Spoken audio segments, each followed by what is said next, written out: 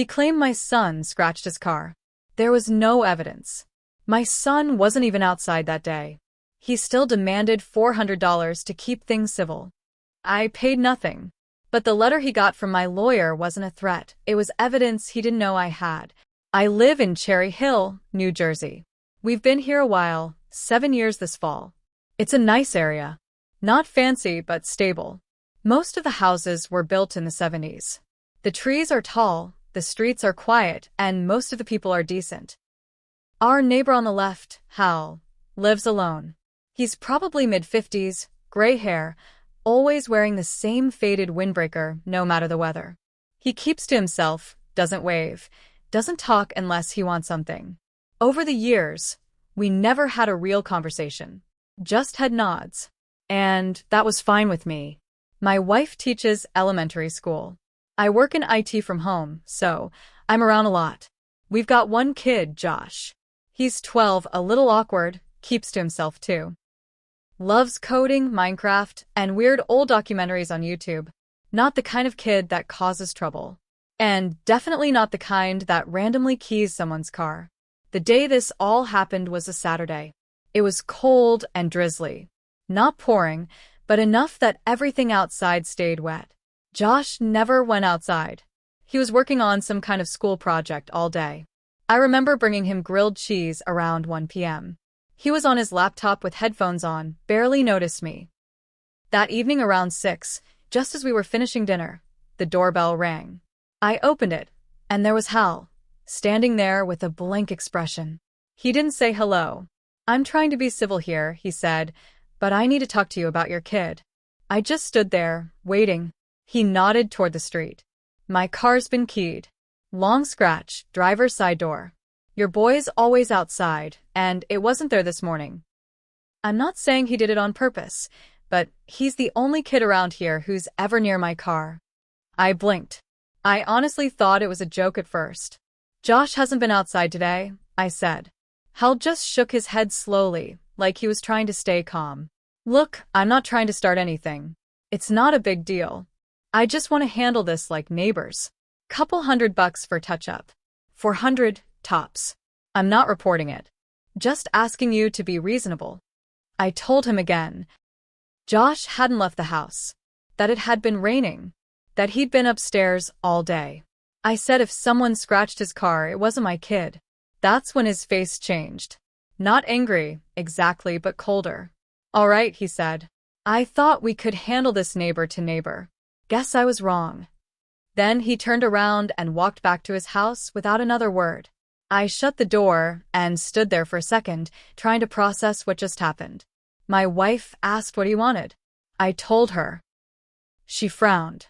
"But Josh was upstairs all day," she said. "I literally saw him working on that science thing at lunch." "I know," I said. "This is bull." That night I sat down at my computer and pulled up our camera footage. We have a camera mounted above the garage that points toward the street. It's mostly for peace of mind, since our cars are parked out front. It records motion in clips and uploads them automatically. I started scanning the footage from noon onward. Around 2:40 p.m., I saw it.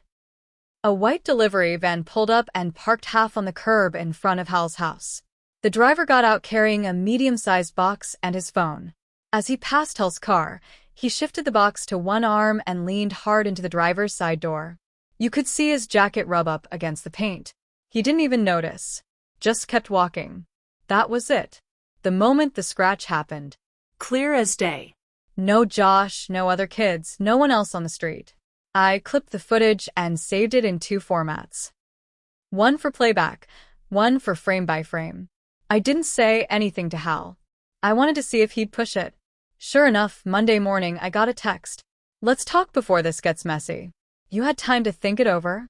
I didn't respond. Instead, I called Michelle. She's a family friend. Attorney. Not flashy, not expensive, but she's sharp and knows how to write a letter that hits the right nerves. I emailed her the footage, gave her a rundown of what Hal said, and asked if she could help. She replied 2 hours later with a draft of a cease and desist letter. It was short, direct, and very clear. The allegations were false. We had time-stamped video proof of the actual cause of the damage. We had never had issues before, but if the false claims continued, we were prepared to take legal action. She added an extra detail I hadn't expected. Hal had pulled the same move before. She found a public small claims case from 3 years earlier, same thing. Alleged car damage. Filed against a different neighbor. No hard evidence. He settled that one and got $300. Michelle included that case number in the letter too.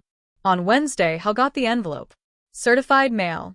I watched him take it from the postal worker through the front window. He hasn't said a word since. He stopped parking in front of our house after that.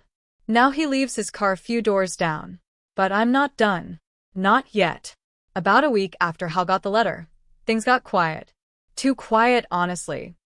He didn't knock again. Didn't text. Didn't even look my way when I saw him in the yard. But then little things started happening. First, our trash bins were knocked over. Twice. Once on a windless day. No big deal, but weird. Then one morning, I found a screw stuck in my rear tire. It wasn't like I drove over it. This thing was wedged in straight and deep, like someone placed it there. It was on the side of the tire, too, not the tread. The mechanic said it looked intentional. I didn't say anything to Hal. No proof. And maybe it wasn't him. But my gut said it was. Next thing? Josh started getting weird stares at school. A friend of his, Gabe, mentioned that another kid said Josh got in trouble for damaging someone's car. Words spread fast. Kids told their parents and parents talk. My wife heard whispers at work. One of the moms she knows asked if everything was okay at home. That's when I realized Hal was talking. Maybe not loudly, maybe not directly, but enough to poison the well. I asked Josh if anyone said anything to him. He shrugged. Just some kids. I didn't care. But I cared. I emailed Michelle again. Asked what we could do if this turned into defamation.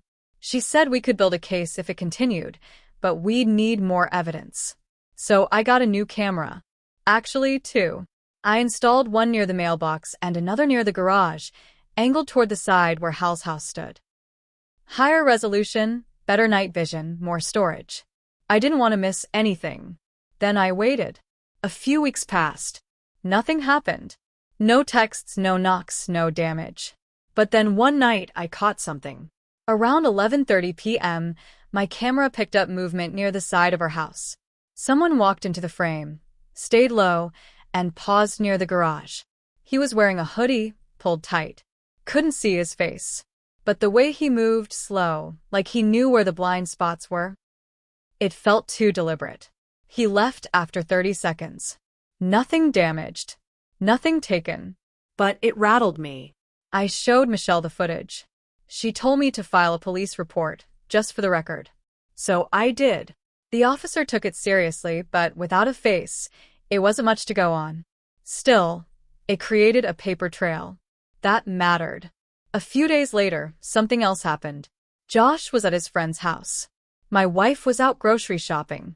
I was alone, working in the kitchen, when the doorbell rang. It was a woman I'd never seen before. Short, maybe early 40s, red coat, serious face. "Are you Josh's father?" she asked. "Yes. I live 2 streets over. My car was keyed last week. Someone told me your son was caught doing something like that before. Just thought you should know. Maybe talk to him." I stared at her. She wasn't yelling. She wasn't rude. But she'd been fed a lie, and she believed it enough to come knock on my door. I took a breath. "Ma'am, that rumor is false. My son didn't scratch anyone's car. We have video proof of that day. If anyone's spreading those stories, they're lying." She blinked, a little caught off guard. "Oh," she said. "I didn't know." I nodded. "Now you do." She left. But I was boiling. Hal had crossed a line now. He was poisoning the neighborhood. Quietly, carefully, but clearly. It wasn't about the car anymore. It was about power, control, pride. And I wasn't going to let him win. After that woman came to my door, I realized I had to do more than just defend myself. I needed to hit back. But not stupidly. Not emotionally. I wanted it to be clean. I spent a weekend digging deeper into Hal. Property records were public. His house. Paid off. No mortgage. But 5 years ago, there'd been a lien filed against it, something about unpaid contractor fees. That caught my attention. I searched his name in the county court system. Aside from that small claims case Michelle found earlier, there were a few traffic disputes, a noise complaint filed against him back in 2019, and something weird, a dismissed case involving a workplace dispute. That part led me to a bigger thread. Hal used to work at a warehouse distribution center about 20 minutes away. I couldn't find much about what happened, but I did come across a Facebook post from someone local. Just a quick rant about a crazy ex-coworker who got fired for blaming others for his screw-ups. I didn't know if that was about Hal, but the timing matched the year of that dismissed court filing. All of it painted a picture. This wasn't a one-time thing. Hal was a guy who picked fights, lied, manipulated, and then played victim when people pushed back. I started talking to more neighbors. Carefully, casually, asking if anyone had ever had trouble with Hal. 3 people gave me almost identical stories. One guy said Hal once accused his teenage daughter of stealing a package. No evidence. No apology. Another said Hal used to complain constantly about noise, even when no one was home. The third? She told me Hal had once knocked on her door demanding she trim her tree before it dropped more crap on his car. Her tree was 10 feet from the property line. Every story was the same. Hal overreached, accused, then backed off once challenged. People didn't push because they didn't want the drama. That explained a lot. So I decided to show him what it looks like when someone does push back. I filed for a civil harassment complaint. It was a long shot, but I had enough on paper to justify it. False accusation, letter from an attorney, attempts to damage reputation, suspected sabotage, and now a stranger knocking on my door with his lies in her mouth. The complaint itself didn't do much, but it triggered something else. Hal got served. It wasn't dramatic. Just a guy walking up his driveway with paperwork. But neighbors noticed. That was enough. Now, he was the one answering questions. Then something surprising happened. Michelle called me 2 days later. Hal had reached out. Through some lawyer she knew slightly, Hal was trying to resolve the situation peacefully. No apology. No admission. Just a message that he didn't realize this had become such a big deal and was willing to discuss a way to end this quietly. Michelle asked if I wanted to respond. I told her I'd think about it, but I already knew my answer. I never responded to his offer. Not because I wanted to win, but because I finally understood the kind of man he was. Someone who counts on people staying quiet, on people giving in. And for a long time, I probably would have. But when he dragged my son into it, something shifted. I don't need an apology from him. I don't even need him to stop. I just need him to know that I'm not afraid of him anymore. And if that keeps him up at night the way he tried to keep me up, that's enough.